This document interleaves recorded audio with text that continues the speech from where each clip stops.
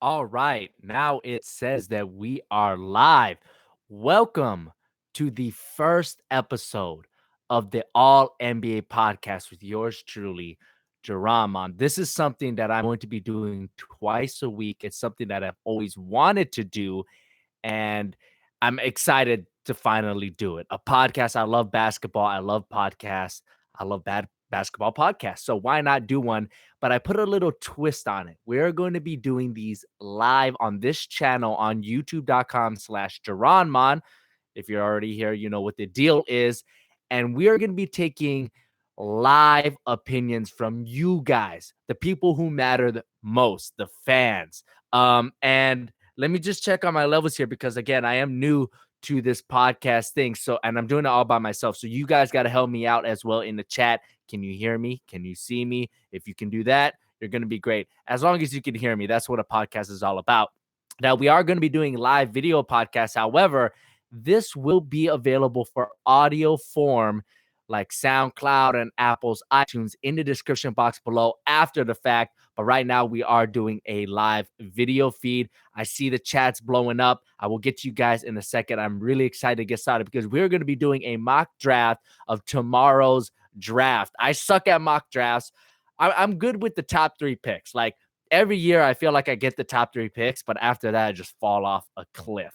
Um, so what we're going to be doing is the mock draft. I'm going to be taking your guys' opinions. So hopefully we have some Suns fans. Hopefully we have some Kings fans, Grizzlies fans, Orlando fans. So you guys can give us your thoughts on who I think they're going to pick and who you think they should pick as well. So without further ado, let's get started with the first ever episode of the All NBA podcast. Now let's see if I could share my screen here.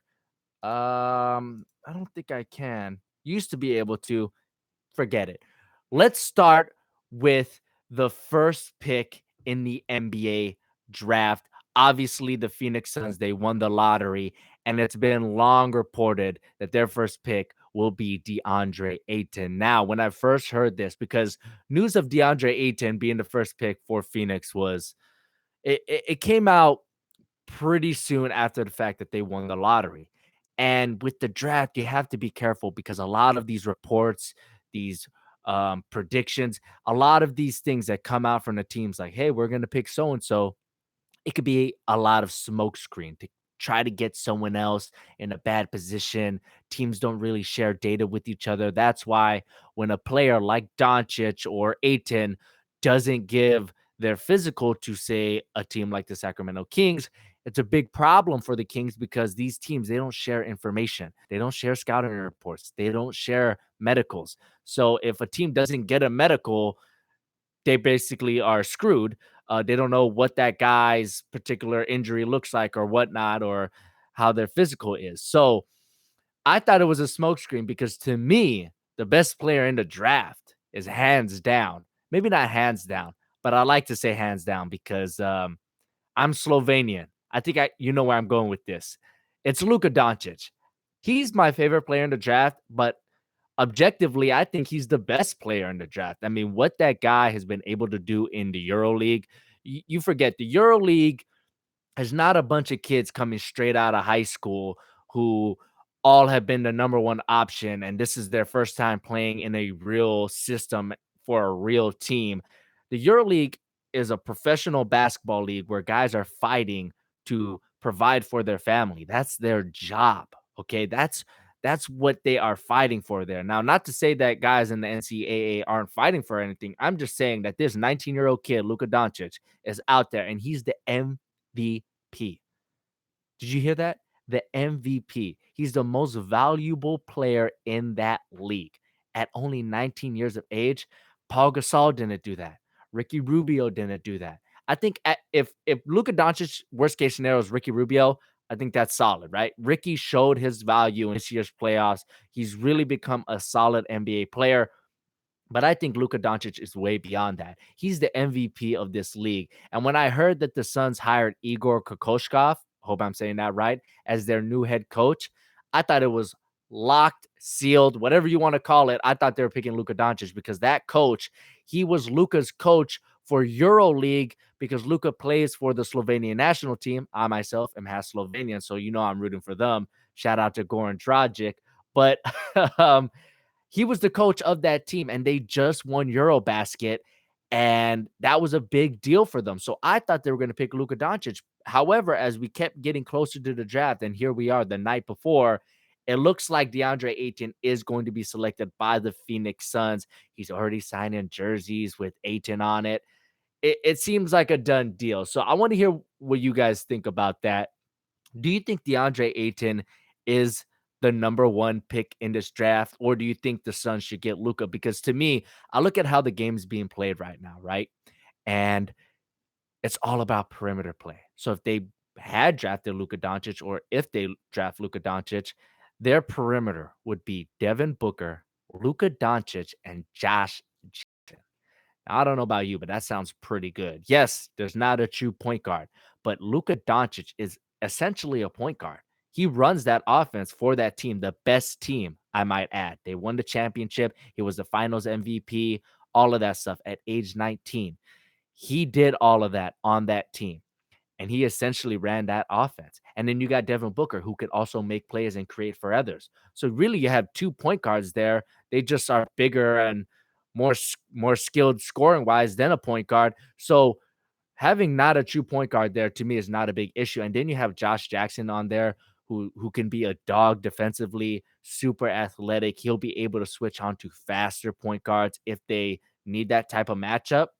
And then I thought they were just going to give Clint Capella or Boogie Cousins a bunch of money. And there you go. Your starting lineup has 4 great players. Not great, but solid. You got Doncic, Booker, Jackson, Clint Capella / Boogie Cousins. Then all you got to do is figure out that 4 slot, throw Jared Dudley in there, some veteran leadership. Or, if you still believe in Marquise Chris, sure, why not give him a spot or whatever? I don't know. But those 4 guys to me sound like that's a really good uh, core moving forward in today's NBA. But it looks like they're passing on Doncic and drafting DeAndre Ayton, and I can't blame him because DeAndre Ayton looks like a beast, especially in college. To me, I think the best case scenario for him, and this is the best case scenario, he could be like David Robinson, and that's what I see when I watch him at his best. I'm like, oh my god, this guy's David Robinson. He's going all over the place. He's got a sweet jumper. He's got touch, skill, footwork, speed, athleticism. The only thing that you're really concerned about is his mind, his drive. Does he have the will to become a better defender? He didn't have to defend a lot in Arizona because he was the big man on campus, literally, both figuratively and literally. He was the big man on campus. He wasn't trying hard, and that's the problem with college basketball these days and AAU, the culture. All these guys are treated like kings, and they don't have a real fight in them, and that's why I guess the Kings like Marvin Bagley. But we'll get to that in a second. Uh, but it looks like most of you guys in the chat agree. Like DeAndre Ayton is the number one pick, but I would consider getting Luka Doncic if I were the Suns. I think that'd be pretty fun. He has the potential to be extremely popular with the young kids in the NBA. So, um, let's move on to the second pick, the Sacramento Kings. Now, you would think, hey, Luka Doncic is sitting right there. Luka and DeAndre Ayton, they're the 2 guys kind of going back and forth with the number one pick. However, it sounds like the Kings are going to draft Marvin Bagley out of Duke. Now, I like Marvin Bagley. I would go as far as to say I love him. I love watching him play, at least. The guy is extremely fun to watch. He's a great offensive player, first of all. But what I like about him is he's a dog. He has that fight. He has such a quick second jump. And that is so essential when you're getting offensive rebound, especially your own. We talk about the Moses Malone offensive rebound. Moses Malone used to miss on purpose just to get his rebounding stats padded up. It looks like Marvin Bagley does that, but he's so active. He's so energetic on the offensive glass. That paired with his extremely quick elite second jump, it's scary. And I think he'll be able to pull it off in a much more athletic, longer, and taller NBA that the league is. But I'm not completely sold that he's the second best player in this draft. I would draft Luka Doncic. And I know the Kings have Fox, Bogdanovich, or is it Boyan? I think it's Boyan Bogdanovich. Who named those guys? I mean, Bogdan and Boyan, they're so close. And their last name is Bogdanovich. Uh, anyways, and then they got Buddy Hield. Now, I think Luka Doncic is better than all three of those guys, but I think Luka Doncic is especially intriguing if you pair him with a guy like De'Aaron Fox, who's super quick and athletic. I think they could play off each other absolutely wonderfully. But there's a lot of reports about the chat saying that it's Bogdan, so I appreciate that. I thought Bogdan was on the Pacers, but I guess I got to switch around. But you know, there are a lot of reports about top players in this draft avoiding Sacramento, not giving them the medicals, not taking meetings, not working out with them. And Luka's one of those players, but Marvin Bagley isn't. He actually enjoyed his visit with the Kings.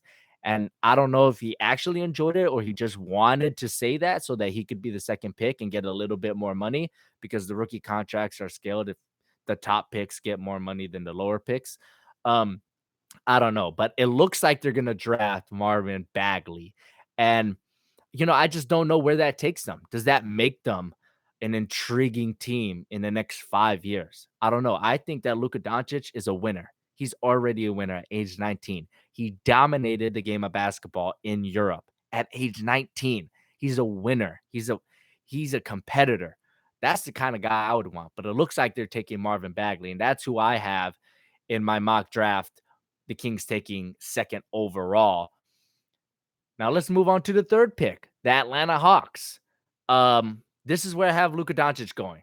Now, there were some reports about Jaren Jackson,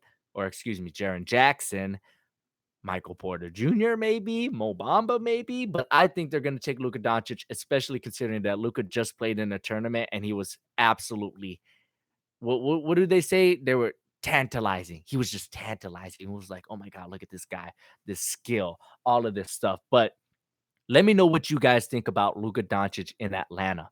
Atlanta's a fun city, and I think they haven't had a superstar since Dominique Wilkins, really. I mean, whatever. Talk about Joe Johnson, talk about Josh Smith, Al Horford. I'm talking about superstars, guys that transcend the league. They haven't had that since Dominique Wilkins. Luka Doncic could be that type of player, and I'm telling you, that Atlanta fan base gets a lot of crap, but if they get a superstar, I think they're going to treat him right, and Luka Doncic has the potential to be that superstar. How he fits with everyone else, I don't know, because honestly, the Hawks don't have a lot on their roster. They're looking to shop Dennis Schroeder. They have John Collins. I like him. Torian Prince, sure, solid. He might be the next Tony Snell. Where does that take you? They're a long way from being anything, but I think starting with Luka Doncic is going to be extremely smart if I were the Hawks. Now, in the chat, we have Sammy Diaz. He says that Doncic will be an all-star. I agree with you, Sammy. I think Doncic is going to be an all-star. I don't even think he's going to be an all-star. I think he's going to be a superstar. This guy, I mean, what haven't I said already? Yes, I'm a little biased because I'm Slovenian, but even being objective about it, I think Luka Doncic is the best player in this draft. Skill, size, IQ, all that. Maybe he's lacking some athleticism, but guess what? He's dunking on fools over in Europe. So he's athletic enough for me. He might not be jump out the building athletic, but he's athletic enough. So that's who I think the Hawks are selecting, Luka Doncic, and I think that'll be excellent for that franchise, and it could turn them around.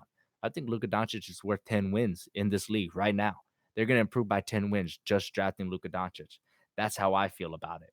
So let's move on to the next pick here, and we have the Memphis Grizzlies. Now, this is where I have a little bit of a surprise for you guys.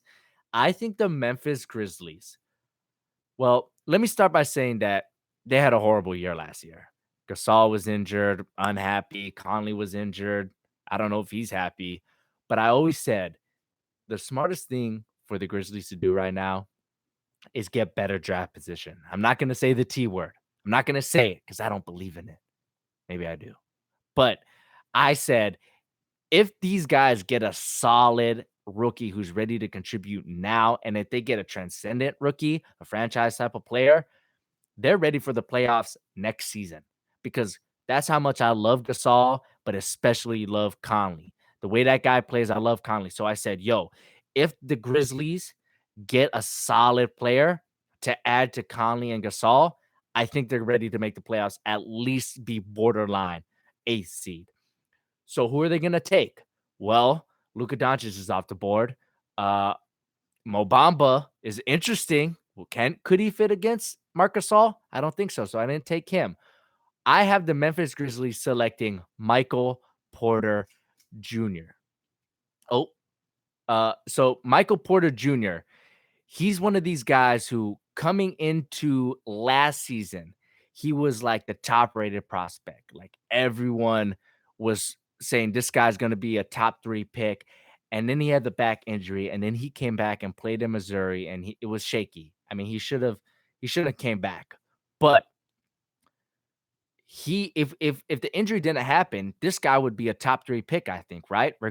I mean, sure, how he would play in Missouri would factor into it, but I think the the clout that he built up in high school would get him enough to be at least top 5. And right now he's projected to be out of top 5, but his stock is rising.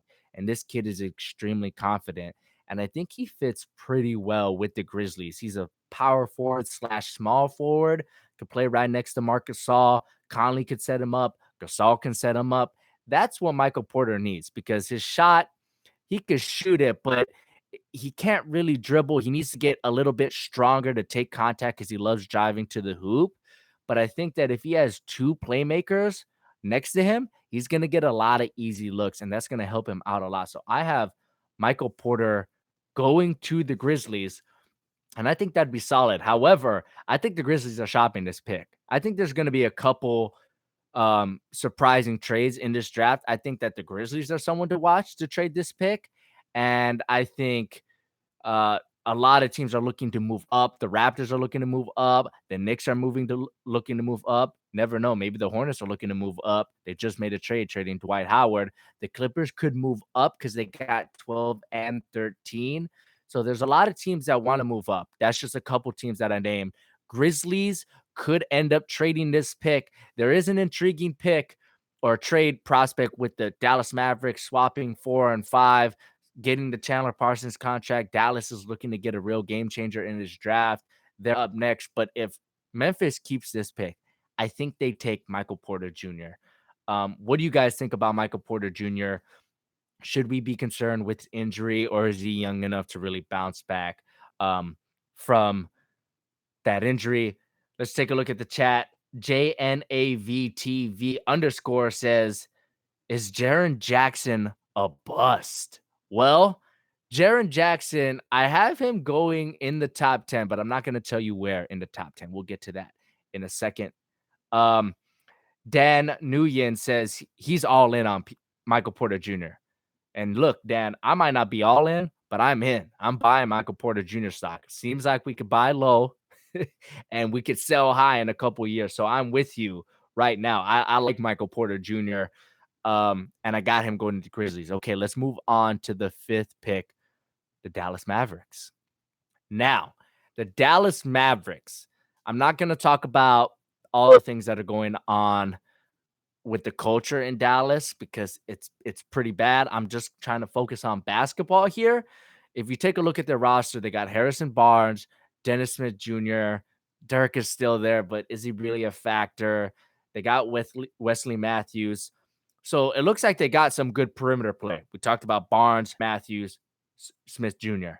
Who should they take? I think they're going to take a big. They've been trying to get a big in free agency for a while now. We all remember the DeAndre Jordan fiasco.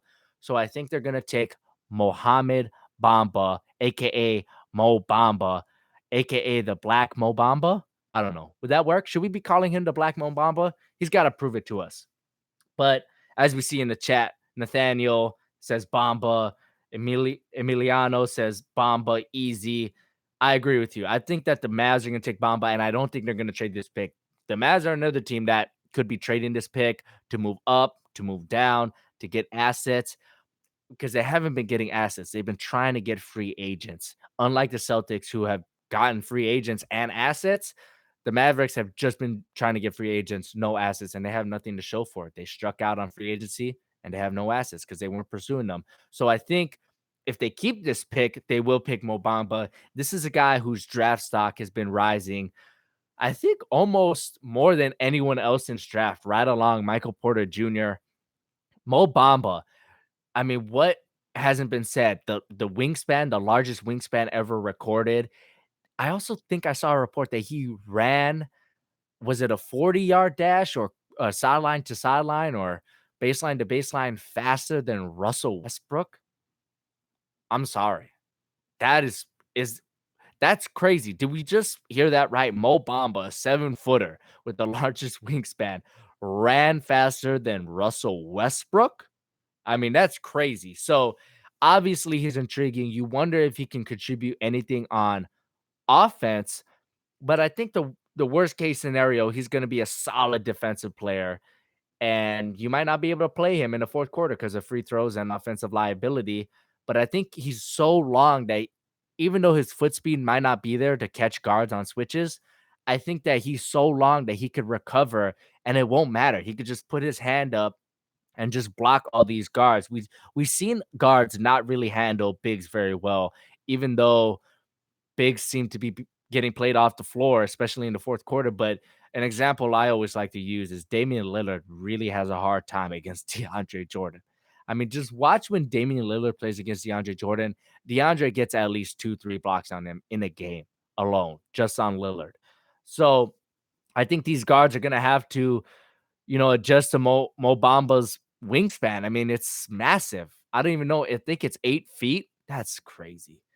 He doesn't have to stand really to protect the rim. He could just put his hand up, and he's got great instincts. Watching him in Texas, he had great instincts. But Mo Bamba, if you guys were the Mavericks, would you take Mo Bamba? I mean, I would. I mean, the guys after him, I think Jaren Jackson is interesting. He's more of a power forward. I think the Mavs are looking for a center, but Jaren Jackson is like the perfect modern day player. I think he's someone to look out for the Mavericks. But other than that, I think it's Mo Bamba or Jaren Jackson.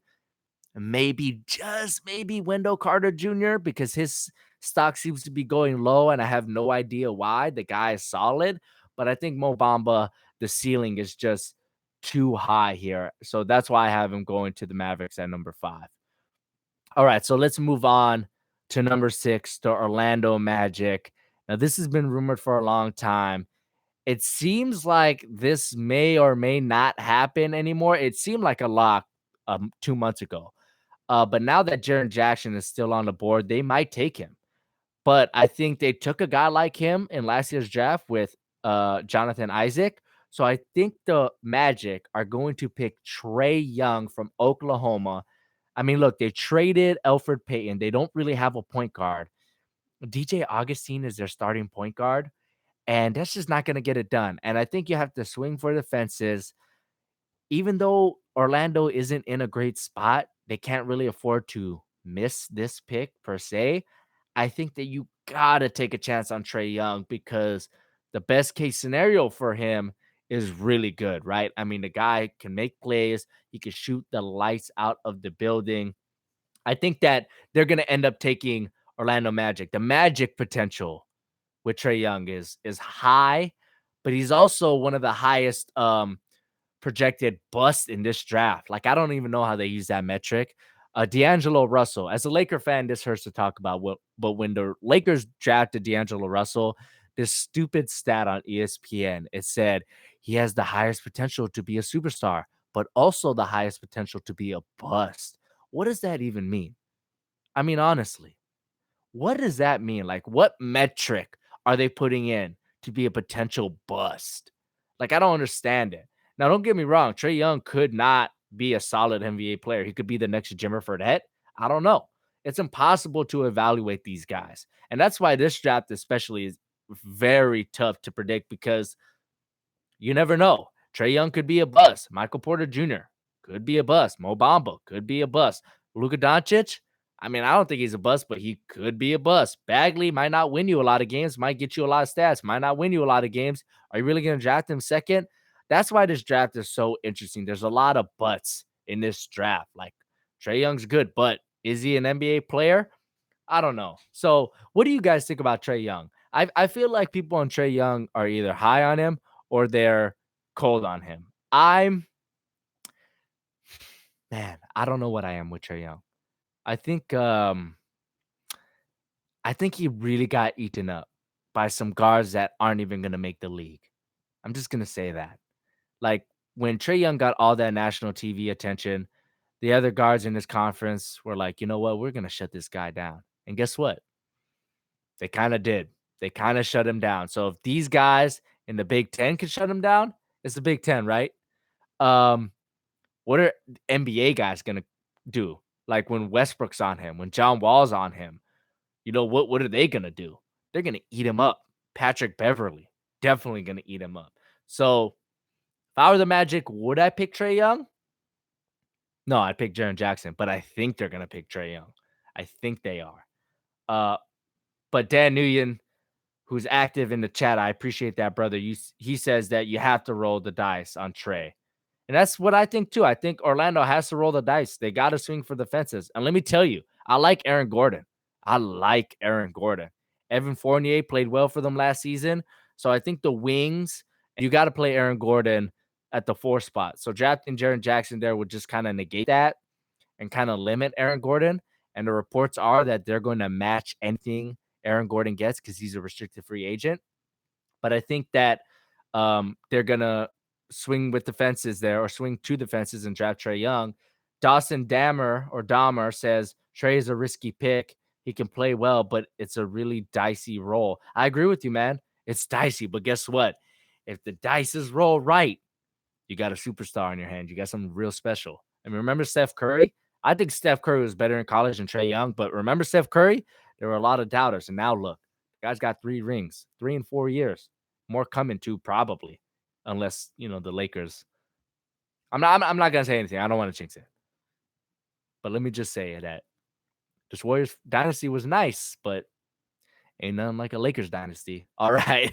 Let's move on to Chicago Bulls at the 7th pick. This is also a team that could trade this pick because I think they got a lot of intriguing prospects on that team already, and Chicago's a big market. They could attract free agents, but if they keep this pick, I had them getting Jaren Jackson. This is the best player available pick here.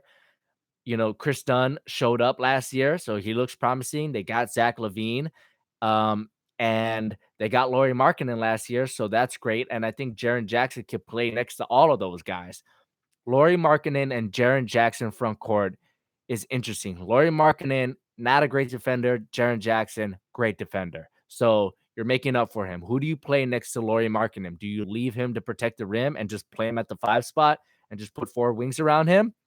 That might get you a lot of buckets, but you're not stopping anyone unless you have elite perimeter defenders, which the Bulls don't, other than maybe Chris Dunn. I mean, he's solid defensively. But that's why I think they're going to take Jaren Jackson because he can protect the rim. He can kind of switch out on guards and stay with them.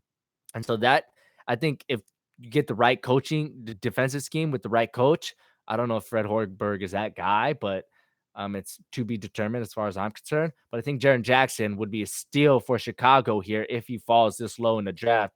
And that's where I think the Chicago Bulls are going to draft him because, like I said, Lauri Markkanen has some defensive deficiencies, and Jaren Jackson can definitely make up for it. Now, Jaren Jackson could be the 3rd pick in this draft. There are reports that Atlanta likes him, which would totally mess up my mock draft, by the way. But I think that I'm pretty confident in this mock draft. The Mavericks could pick Jaren Jackson. I just think that the Mavs want a center. The Magic could pick Jaren Jackson, but I'm confident in my mock draft. I think that the Chicago Bulls are going to pick Jaren Jackson for sure. But that's all I have to say about that. I mean, the Chicago Bulls, I love the Bulls. I love watching them. They're a great team. I grew up watching Michael Jordan. So, I love the Bulls. Derrick Rose, love the Derrick Rose era, the Thibodeau era. Ice, ice. I love that era. I love the Bulls. When the Bulls are great, I love watching them. Um, Nathaniel says Jaren Jackson is a long-term project. I think 5 years ago, Nathaniel, you'd be right. But I think in the current NBA, with how the game's being played, I think Jaren Jackson is a ready to contribute player right now. He's ready to switch. He needs playmakers next to him. Do the Bulls have playmakers? No, not really. I mean, Zach LaVine's gonna put up buckets. Chris Dunn, can he play make? Maybe in the future, but I don't know if he's ready for it. But I think that if you put him on the right team, he could be ready to contribute right now. Like Jaren Jackson would have played in the finals if he was on the Warriors, right? Like they played Kevon Looney, Jaren Jackson would have got all Kevon Looney's minutes, right? So if he's good enough for that, I think he's ready to contribute right now. And I think he's still every prospect you get's a long-term project. It's how they develop, how quickly they develop. I mean, Steph was a long-term project, right? And then he just shot up fourth year. It was like, there he is. Fourth, fifth year. Whoa, look at that. But it took 4 or 5 years. So that's just what I think. Uh Jorge Martinez says, I disagree. I don't think Lauri Markkanen is a center. That's like putting Porzingis at center. I didn't say to put Lauri at center. I said put Jaren Jackson at center so that Lauri doesn't have to play center. You know what I'm saying, Jorge? Hopefully you got that. Josh Leonard says Jaren Jackson ceiling, Ben Wallace, all NBA. Floor, Markieff Morris starter. That's interesting, Josh. Ben Wallace all NBA would be nice. I think Jaren is a little bit of a better offensive player. Like he can actually shoot. His mechanics are a little wonky, but he shot 40% from three at the college three. So that tells me something, right? I don't think Ben Wallace did that.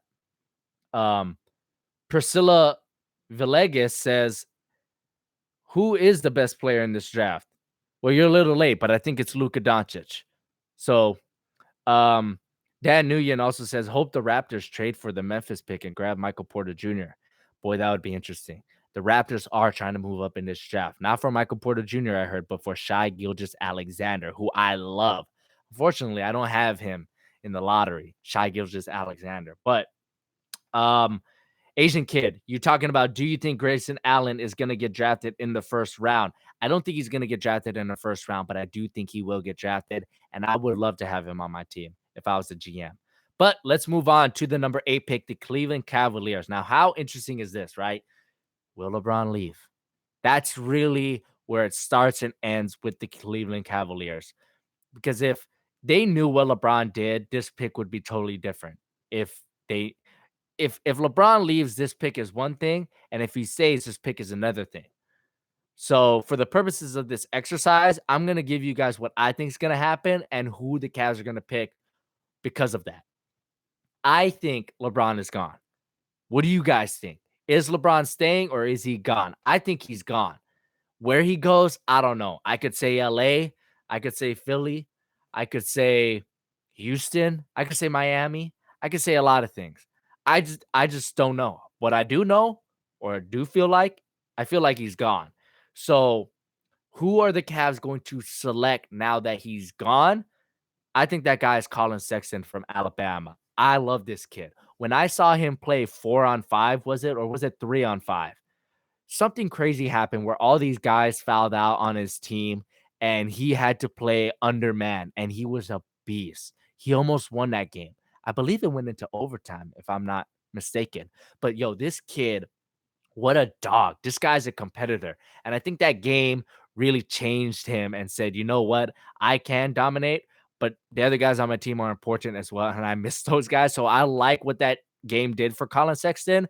And he was coached by an NBA player, Avery Johnson, a guy who coached in the NBA and played in the NBA. So I think, and a point guard at that. So I think that he was developed well at Alabama. I think that they prepared him for the league. And I think if the Cavs draft him here, it's a good start because he could turn into something really special. He's a guy who's going to be aggressive, going to score. He got fouled a lot in Alabama, and that's what you're going to need if you get rid of LeBron. Now, I'm not saying he's going to replace LeBron. I'm just saying that you need a guy who makes plays. You know what I'm saying? And Collin Sexton is that guy. Now, Another guy that's been surrounding the Cavaliers board is Wendell Carter Jr. And that's intriguing, but they're paying Tristan Thompson. They're kind of stuck with him. They got Kevin Love. A report just came out today that they're not going to trade him, but a report also came out earlier today that they offered him for Kawhi along with this pick, which if I was the Spurs, I wouldn't take that. The Lakers have better things to offer. But that's just me talking as a Laker fan. Ignore it. But I think they take Collin Sexton here. They could take Wendell Carter, but I think that if LeBron stayed and they knew that he would stay, they would pick Mikal Bridges. I love Mikal Bridges. I think he's a top 5 player in the draft, but this is mock draft of what I think is going to happen, not what I would do for each team. But I think that if they knew LeBron was staying, they would pick Mikal Bridges. And I'm seeing in the chat that Chris Dalton says, Mikal Bridges, no way. What do you mean, Curtis? Curtis Dalton? Do you mean like no way the Cavs are going to select Mikal Bridges? Or are you saying no way Mikal Bridges isn't going to get picked? Let me know what you mean by that, Curtis. But I think that if they knew LeBron stayed, they'd pick Mikal Bridges. He's nice. He's a perfect player for this day NBA. So that's who I think the Cavs are going to pick. Collin Sexton, could be Mikal Bridges, could be Wendell Carter, but I'm going with Collin Sexton. So there you go. Now let's move on to number 9. We got the New York Knicks. That's a terrible New York accent. New York Knicks. That was better. That was better. But I have them selecting Mikal Bridges. Now, there are reports that they're trying to draft a point guard. I don't really understand that because they got a point guard last year, Frankie Nilikina, I believe is how you pronounce it. Frankie Smokes. And then they also got Imoudier, which he had some good flashes last year. Why would they get a point guard? Trey Burke they have? I don't know. I think that they're gonna go for Mikal Bridges, a wing, long. You pair that with Porzingis. I think that's the pick here. Mikal Bridges. I almost wanted to give them Wendell Carter Jr. here, but I thought, they got Enes Kanter, they got Porzingis. They don't really need a big here. So I'm seeing someone in the chat saying Trey Burke, the GOAT.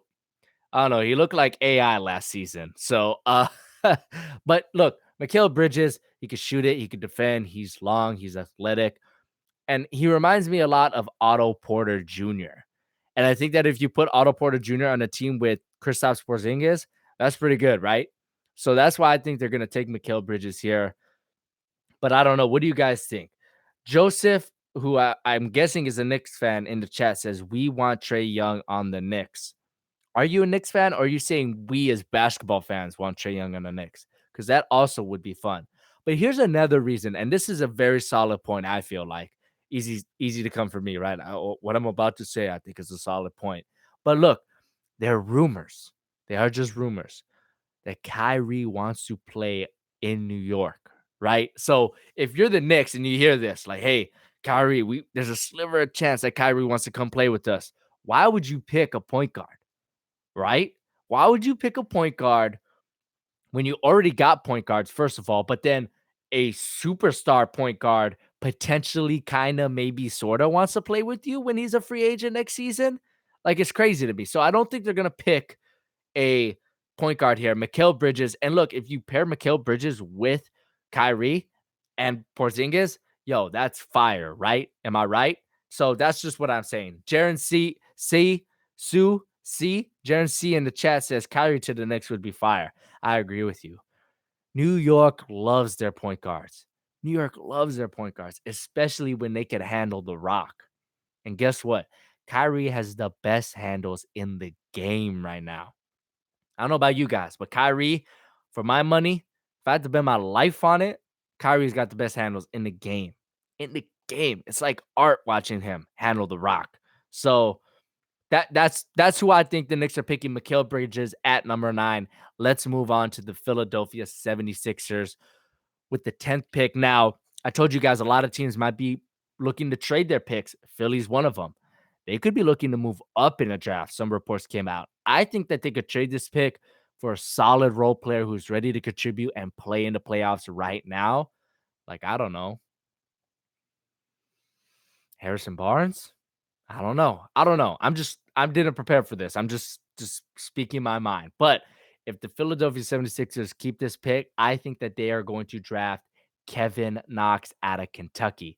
This is a guy whose stock has been rising, and Kentucky's always it's really hard to evaluate Kentucky players because I'm not completely sold on John Calipari as a great coach. I think he's a fantastic recruiter, probably the best recruiter we have ever seen. But as a coach, I don't know if he knows how to get the best out of his players. You know, Karl Anthony Towns was great in college, but he was not the Karl Anthony Towns we know in the NBA. He plays totally different in the NBA than he did in Kentucky. And I wonder, was Calipari right or was he wrong? I don't know. But it's always hard to evaluate Kentucky players because their numbers aren't as great as they could be because there's so much talent on those Kentucky teams. And I think Kevin Knox is one of these guys. I mean, look at Devin Booker. He totally flew under the radar in Kentucky. And then now he's probably one of the best two guards in the game. Top five, maybe. I don't know. Name them. Harden, Clay, Booker. I don't know. Scoring wise, at least, right? I know I'm missing someone. DeRozan. But I think they take Kevin Knox here. He could shoot it. He's got nice touch, and he's got a great body. You know, he looks like an NBA player already. And it's always funny to look at these guys as rookies. Like I just saw something of Klay Thompson as a rookie. He looks like a baby. The face, the body, the arms. He looks like a teenager. And that's what these kids are. They're teenagers. But I'm telling you, their bodies, excuse me, are not ready for the NBA. Kevin Knox's body, however, looks pretty good. I think he's ready to take contact, drive it to the hoop, use that pump fake that he used a lot. He likes playing on the baseline a lot. That's good if you're playing with Ben Simmons, right? Run that baseline. Ben Simmons will set you up. But I think they might trade this pick. I think they're the most likely to trade in the top 10. But I think if they keep it, I think they're picking Kevin Knox. I think that's a pretty good pick if you're Philly. Um, Now I see someone in the chat, UNM 2004 says, who's Philly keeping, JJ or Marco? Who's better for the team? Well, Marco's cheaper, JJ's better. So I think it depends on what happens in free agency. If they land a big free agent, they can't keep JJ unless he take a pay cut, which I don't think he will. Because why would he? Shooters are getting paid. He's gonna get his bag somewhere. But JJ likes to compete, so I don't know. Maybe he does take a pay cut. But it really just depends. Sirion says JJ is not a clutch performer. Hey, man, I don't know about that, man. Are we really relying on JJ to be clutch? Not really. Like, he missed that big shot in the Boston series, but I mean, did they draw that play up for him? I don't know. You know what I mean? But, anyways, Kevin Knox, number 10 to Philly. Let's move on. Number 11, the Charlotte Hornets. Another team that might trade this pick to move up. They might trade this pick, the 2 second rounders they got from the Mozgov trade, which I'm sorry, I had to laugh. Mitch Kupchak never fails to surprise. But look, a really good player has been left on the board here, at least in my mock draft, Wendell Carter. I think that Charlotte, if they are at number 11 and Wendell Carter falls to them, they take him. Now, I know what you're saying. What about Kuzminski? What about Zeller? Mozgov, they just got. They got a bunch of bigs. But Wendell Carter is the best player available in this draft. And I think that another guy that they could consider is Miles Bridges. But I think Wendell Carter is just too good to pass. You can move those other guys. Let one of them walk in free agency or whatever. Draft Wendell Carter. He's the best guy at this slot, at least in my mock draft. And I think he's great. He's been compared to a lot of Al Horford, who Al Horford was probably the second best player in the Eastern Conference throughout the entire playoffs. I mean, think about it. LeBron and then Horford. I mean, the guy was solid, more than solid. He was awesome. He was amazing. I don't know if he lived up to that kind of contract that he got, but he definitely was super important to the Celtics' success, which was amazing to watch. So if you're a Celtics fan, shout out to you. I mean, I'm jealous. I'm jealous of you guys. You guys are set to compete now and for the future. But I think that the Hornets take the best player available here, Wendell Carter Jr., hands down. He could play with Kemba. He could play with Malik Monk, who have not given up yet. Maybe they retain Jeremy Lamb. You got wings. Get a big who can kind of play make and score for himself. That's Wendell Carter. And oh, by the way, he plays solid, sound defense. So, Kemba's kind of a liability on defense. Malik Monk as well, maybe. Wendell Carter's got your back, boys. So that's who I would take. Persia Mikazemi says that Miles Bridges is too athletic to pass up on. They got shooters. If Malik Monk turns out good, they need athleticism. You make a good point, Persia. You make a good point. They could pick Miles Bridges. I like Miles Bridges too. Dawson Dahmer says Charlotte needs to draft Miles Bridges. You aren't wrong that Carter is better, but I have to question whether the Hornets need another big man. Plus, Bridges' athleticism is amazing. I agree with you, Dawson. I totally get it, but sometimes you just need to take the best player available. I can't say best today. I'm sorry. Blessed. Because I'm blessed. I can't say best. They need to take the best player available. Miles Bridges might be the best player available 2 years from now, but I think right now, Wendell Carter, I don't know, man. I don't know. You're changing my mind, Dawson, but I'm gonna stick with Wendell. They could move him. They could trade this pick. I don't know. But I think Wendell's the pick here. Syrian says that's why they traded for Mozgov, big body. Look, I don't know why they traded for Mozgov. I think they traded Mozgov to get rid of Dwight. That's what I think happened. I think Mozgov is irrelevant. He might not even play a single minute next season. Maybe some garbage time. Shout out to I'm blanking on his name, Bob Costas. All right, let's move on to the 12 pick. Clippers have back-to-back picks here at 12 and 13. This if Miles Bridges or Wendell Carter falls to either one of those guys falls to the Clippers, that's a huge win for the Clippers. Either one of those guys is awesome for them. I know Deandre's on the team, but you're just trying to get great players here. And I think they're going to take Miles Bridges in my mock draft because he's on the board. And I think, look, they got Jerry West. And Jerry West has been on record saying the perfect NBA team would be 5, 6, 8 guys who could handle the ball and defend and shoot. Now, sounds a lot like LeBron James, right? Obviously, having 5 LeBron James would be great. But that kind of tells me the mindset of the Clippers and who they may be selecting here. And Miles Bridges, guess what? He's about 6'8"-ish, and he can shoot a little bit and defend a little bit, and he's athletic. So that would be the pick here. So the Clippers taking Miles Bridges would be great for them. That would be really awesome.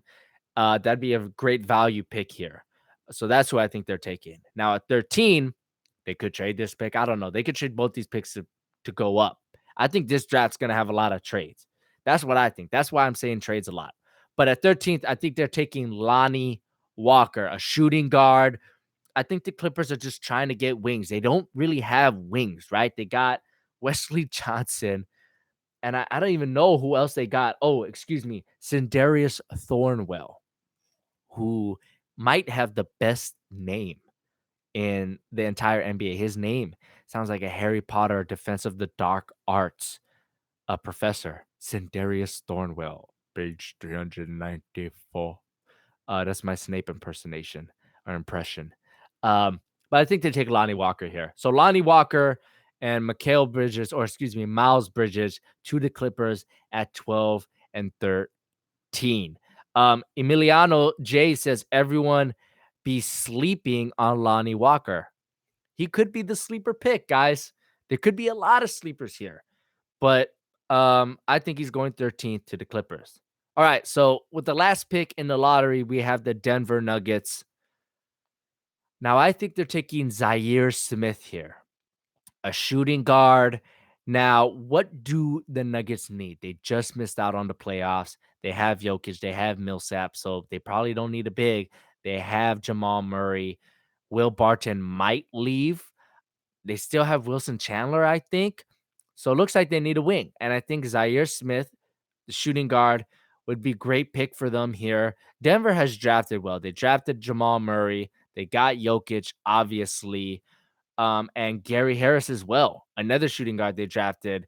No one really gave him thought, and Denver took him, and now he's one of the better shooting guards in the league. He could really shoot the three. So, Sirion says Nuggets have so many guard, it seems like.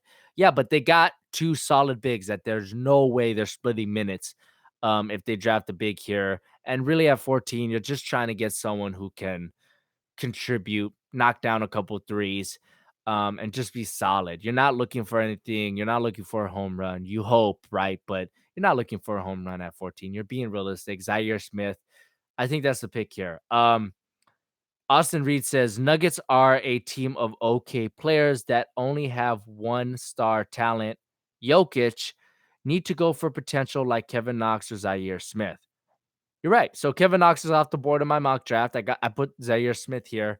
So um there you guys go. Those are my top 14 picks of the NBA draft. Just to recap, number 1, I have Deandre Ayton, 2, Bagley. I think that's a mistake. 3, Doncic. 4, Michael Porter Jr. 5, Mo Bamba. 6, Trae Young. 7, to the Bulls, Jaren Jackson. The Cavs at 8, taking Collin Sexton. The New York Knicks taking Mikal Bridges at 9. Kevin Knox to the Sixers at 10. At 11, we have the Hornets with Wendell Carter. Miles Bridges and Lonnie Walker going to the Clippers at 12 and 13. And Zhaire Smith to the Nuggets. So there you guys have it. That's my mock draft. Now, let's talk a little bit about some other storylines in the draft. Mainly Puma basketball. Wait, what? Puma makes basketball? Well, not yet. They used to. They used to endorse Vince Carter. That was their first signing, I believe, for basketball.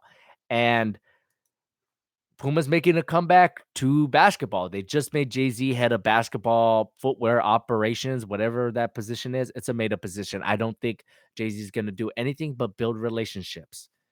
Think about it. You're a young kid who grew up listening to Jay-Z, and he's in the boardroom with you, a conference room. He's in the Hamptons with you, wherever you are. And Jay-Z looks you in the eye and says, I want you to sign with Puma. That was awful, Jay-Z. I'm sorry. I can't do that to the legend. But listen, the point is that you're probably saying yes, right? Because it's like Jay-Z, the legend, the GOAT. Oh, and you want to give me a bag? Because I guarantee you Puma is paying more for rookies than Nike, Adidas, Under Armour, and Anta is. I know for a fact that some of those companies I just named, I can't name who, they don't like endorsing rookies is too risky. Puma, I think they have no choice but to get rookies and give them a little bit more money or a lot more. I don't know. The numbers didn't come out than those other name brands are getting them. So I think that, Puma basketball, it's really going to come down to how the sneakers look. They can endorse who they want. It helps. Endorsements help. But how do the sneakers look? How do they perform? Secondly, and then third, who's wearing them? But I like the all-out blitz strategy. They got Bagley, Ayton, and I think Michael Porter Jr. as well, if I'm correct. But I like the blitzing strategy. They got Jay-Z. So I'm excited to see what Puma got because I like Pumas. I own a pair of Pumas. I've owned Pumas throughout the year, and Puma is huge in Europe, way bigger than they are in the States. And so they got money. It looks like they want to come back to basketball now. It's a tough market. It's tough, and it's clouded. It's crowded. Excuse me. Anta's making moves. Anta's stuff is awesome. Under Armour still making moves. Nike and Adidas killing it. It's crowded. Brand Black. Don't forget about Brand Black. If they're still doing basketball, and one's still trying to get in there, it's tough. It could not work out for Puma, but I like it. I like it. I like variety. So I'm excited to see what Puma can do with basketball. But there you guys go. That was the first all NBA podcast with Jerome on. Again, an audio version, if you're just joining us, will be available for download in a few hours with the link in the description box below. It'll all be edited, so you don't have to deal with, the trials and fails of the live stream. It'll all be edited nicely for you so you could take it on the go to the gym and listen to it. But I want to thank everyone who watched the live stream and joined us here today. Make sure you give me a thumbs up. That's going to make this show better. Thumbs up helps me out a lot. I got 53 likes. I appreciate that. Every 53 one of them. Love you guys. I'm going to be doing this twice a week. Be sure to follow me at Jahronmon, JAHRONMON on Instagram. That's where I'm going to be letting you guys know when I'm going live. I'm thinking of doing Monday and Friday is when we're going live with these things. Every Monday and Friday, all NBA podcast with you guys, the viewers, where we take your opinions live.